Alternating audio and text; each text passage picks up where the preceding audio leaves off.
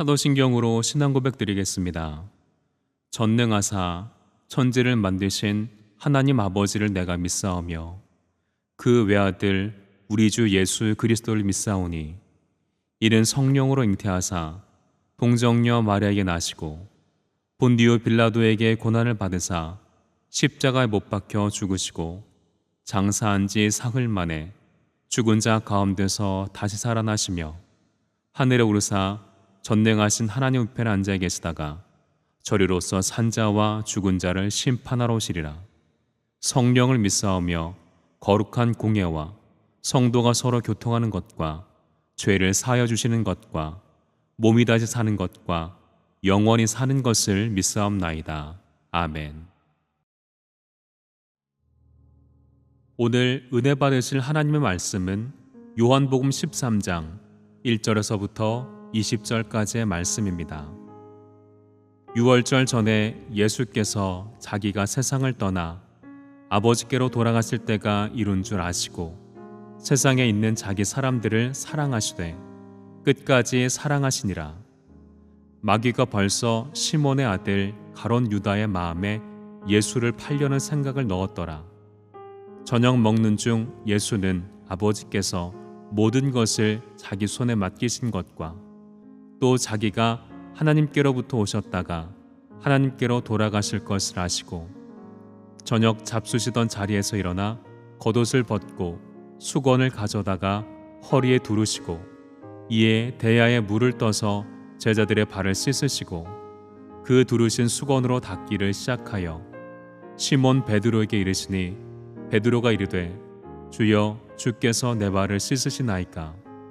예수께서 대답하여 이르시되 내가 하는 것을 내가 지금은 알지 못하나 이후에는 알리라. 베드로가 이르되 내 발을 절대로 씻지 못하시리이다. 예수께서 대답하시되 내가 너를 씻어주지 아니하면 내가 나와 상관이 없느니라. 시몬 베드로가 이르되 주여 내 발뿐 아니라 손과 머리도 씻어 주옵소서. 예수께서 이르시되 이미 목욕한 자는 발밖에 씻을 필요가 없느니라. 온 몸이 깨끗하니라. 너희가 깨끗하나 다는 아니니라 하시니 이는 자기를 팔 자가 누구인지 아심이라. 그러므로 다는 깨끗하지 아니하다 하시니라.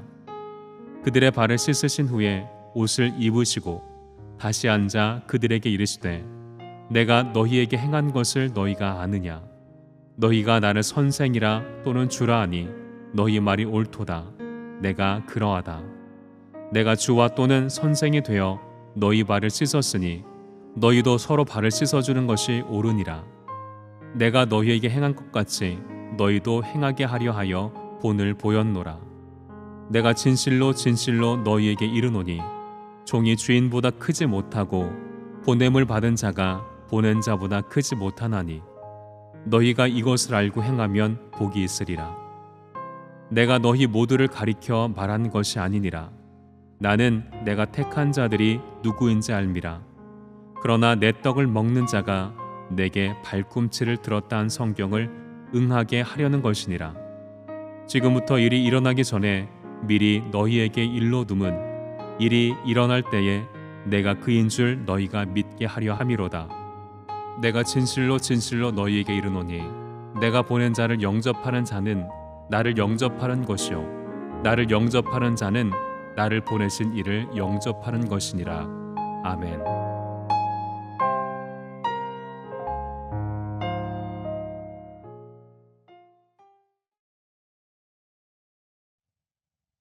오늘은 최후의 만찬의 날이라는 제목으로 함께 은혜를 나누겠습니다. 본문은 고난주간 다섯째 날인 목요일 번민의 날로서 예수님께서 가룟 유다의 배신으로 유대인들의 손에 잡히신 그날 밤 마가의 다락방에서 있었던 최후의 만찬석상에서 제자들이 발을 씻기시는 모범을 통해 겸손과 섬김에 관한 교훈을 주신 사실을 기록하고 있습니다. 비록 요한복음에는 나타나 있지 않지만 누가복음 22장 24절에서 30절에 의하면 최후의 만찬 석상에서 제자들은 누가 메시아 왕국에서 더 높은 지위를 차지할 것인지를 놓고 격렬한 논쟁을 벌였습니다. 이러한 제자들의 태도는 그들이 아직까지도 주님의 사역의 본질을 깨닫지 못한 사실의 반영으로 십자가 순환을 하루도 채 남겨두지 않은 상태에서 유월절 식사마저 하루 앞당겨 드시면서 제자들에게 당신의 순환의 의미를 가르치고자 하신 주님의 마음을 심히 안타깝게 하는 일이었습니다.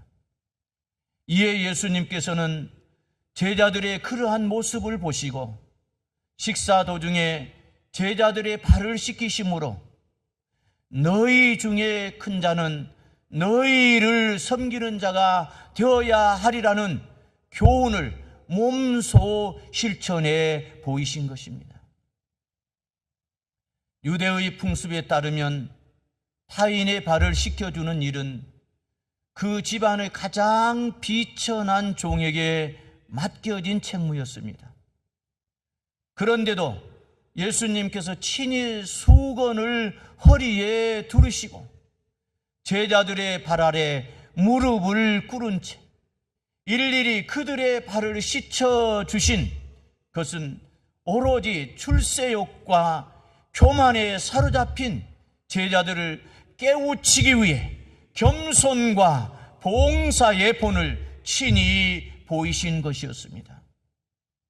실로 예수님께서 제자들의 발을 씻기신 이 사건은 하나님의 영광을 버리고 종의 형체를 가져 성육신 하시되 십자가에 죽기까지 복종하신 주님의 자기 비하에 대한 가장 대표적 사례에 해당하는 것으로 예수님의 12 제자들을 비롯해 예수님을 따름으로 그의 제자된 모든 성도들이 겸손과 섬김의 삶을 살아야 할 것을 강력히 촉구하는 것이라고 하겠습니다.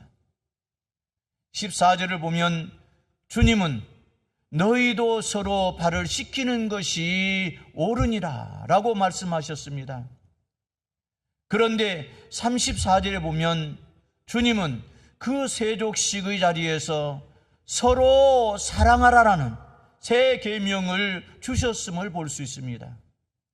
이는 성도 간의 사랑이 구체적으로 어떠한 모습이어야 하는지를 분명하게 밝혀주신 것이라고 할 수 있습니다.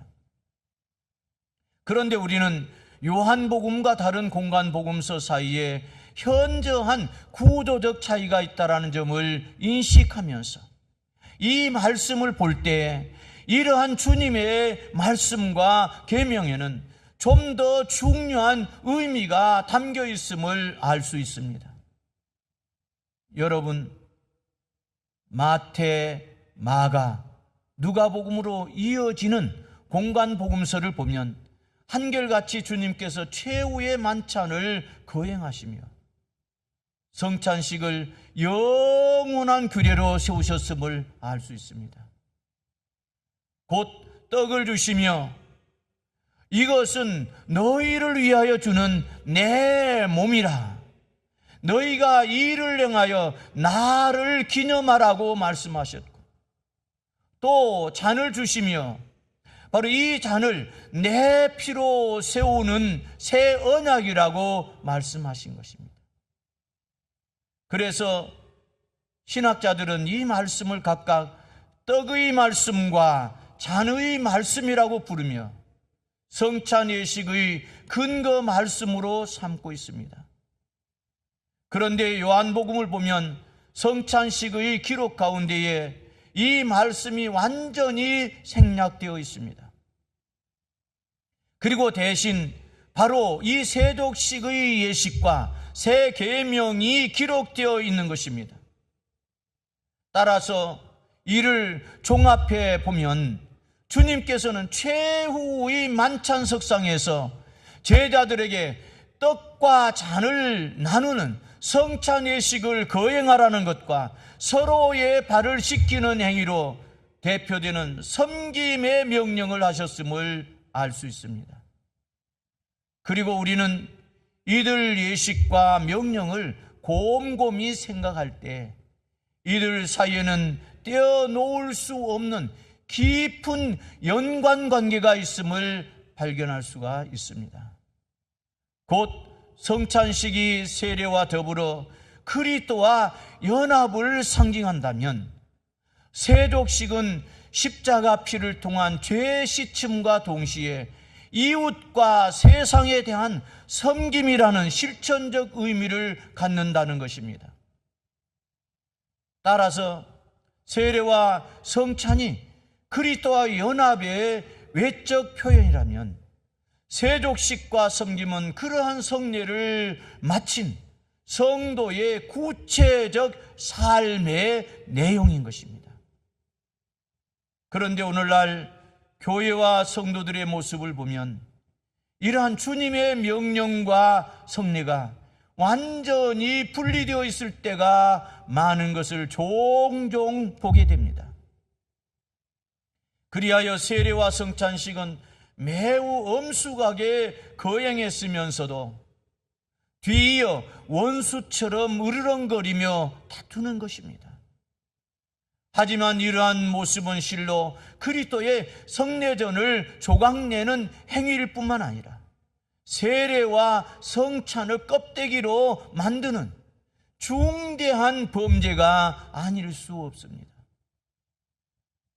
성도 여러분은 누군가가 먼저 여러분을 사랑해 주기를 기대하기 이전에 여러분이 먼저 타인을 사랑하는 자가 되어 보십시오.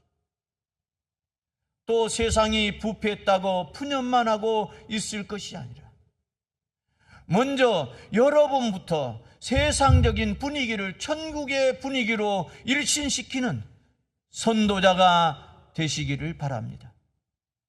결론을 맺겠습니다. 성도 여러분, 만일 여러분이 떡과 잔을 나누는 성찬식을 엄숙하게 거행했다면 서로의 발을 씻기며 섬기고 사랑하는 일도 결코 소홀히 하지 않도록 하십시오. 그리하여 성찬식을 통해 새 언약의 백성이 되고 이웃의 발을 씻김을 통해 새 계명의 실천자들이 되도록 하십시오. 그렇게 할 때 여러분의 삶은 진정한 성례전적인 삶이 될 것입니다.